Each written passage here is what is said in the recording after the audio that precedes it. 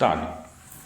Sir, I rise to support the bill brought forward by the Honorable Deputy Minister in the Ministry of Finance.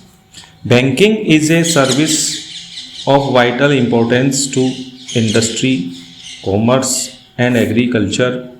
It is concerned with the creation of credit money and its distribution between various users such as industry and agriculture or between institution and individuals.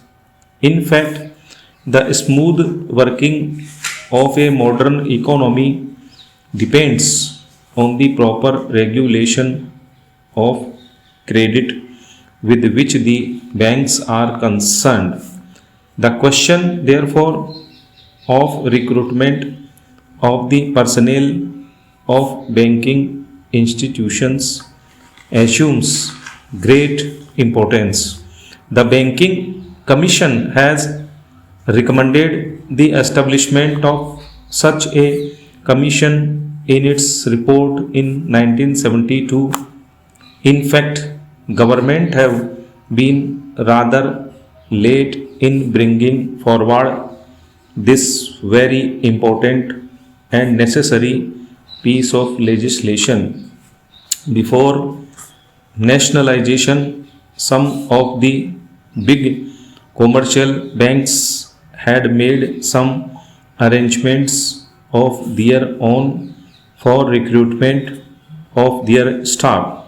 The Institute of Bank Management and the Reserve Bank of India, through the Bankers Training College, run some short term and long term courses for recruitment and training of bank staff, but these arrangements are not adequate even to meet the requirements for recruitment of higher cadres.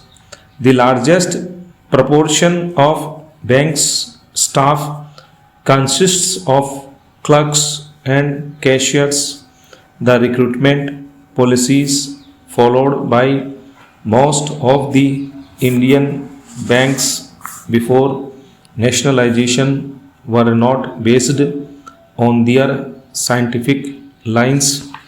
In several cases, even minimum qualifications were not insisted upon. The Banking Commission has reported that in many cases, people who had not even passed matriculation examination were recruited as clerks. There was no proper evaluation of the aptitude or capacity, and very often caste and relationship determined the choice of candidates. Lack of training facilities, however, aggravated the problem, and banks found themselves with staff which had neither aptitude nor ability to carry out the jobs assigned to them. The bill, therefore, is welcome. It seeks to provide for proper methods of selection for recruitment. It provides for the establishment of a body corporate to be called the Banking Service Commission. It shall be the duty of the Commission to hold competitive examinations to recruit people for clerical and allied cadres, junior officers cadre, and such other officers cadre as the central government may by notification specify.